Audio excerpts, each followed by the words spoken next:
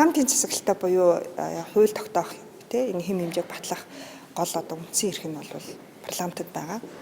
Гэхдээ парламент бол хуулиар зарим тохиолдолд энэ эрхээ засгийн газар шилжүүлдэг, зарим сайднарт шилжүүлдэг, эрх бүхий этгээдэд шилжүүлдэг. Гэхдээ ингэж шилжүүлж байгаа өөрөө процесс нь өөрөө сүүлийн одоо 10 гаруй жил бол маш их өргөн үрээтэй тэлж маш их эрх мэдлийг бид нар засгийн газар шилжүүлсэн. Тэгээ одоо энэ шилжиж байгаа энэ процесс өөрөө бидэнд маш их хүний эрхийн зөрчлийг үүсгэж байгаа гол шалтгаан нь өөрөө энэ шилжүүлж байгаа өөрөө буруу юм байна гэдг нь өөрөө олон судалгаагаар нотлогдоод гараад ирсэн. Тэгэхээр үүнийгээ засъял гэж одоо манай ажлын хэсэг уг нь бол ажиллаад байгаа. Тэгэхээр энэ үндсэн хууль заасан энэ хүний үндсэн эрх хэрэгжүүлэг хязгаарлах ийм хууль тогтоомж оруулж ирэх гэж байгаа бол хамгийн бага түвшинд хязгаарлаа, хамгийн боломжит түвшинд хязгаарлаа.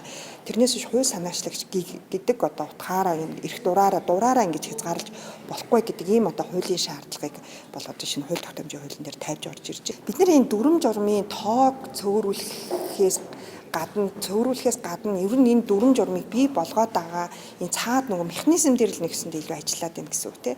Галийн байгууллагын дарагд одоо ингээл зөндөө олон эрх мэдэл өгсөн байгаа гэдэг бараа хурааж авах тийм. Хувийн одоо журмаар бараа оруулж ирэх гэж байгаа бол ямар бараа оруулж ирэх юм бэ гэдгийг галийн ерөнхий газрын даргын баталсан журмаар шийдэж явах жишээтэй тийм. Тэгэхээр ийм мэт асуудлуудаа бид нар анханасаа хууль одоо санаачлагч хууль тогтоомжоо боловсруулахдаа ямар хэм хэмжээнд юу захирагдах ёстой юм бэ гэдэг дээр л бид нар айгуу сайн төвлөрж механизмаа бид нар засах ёстой.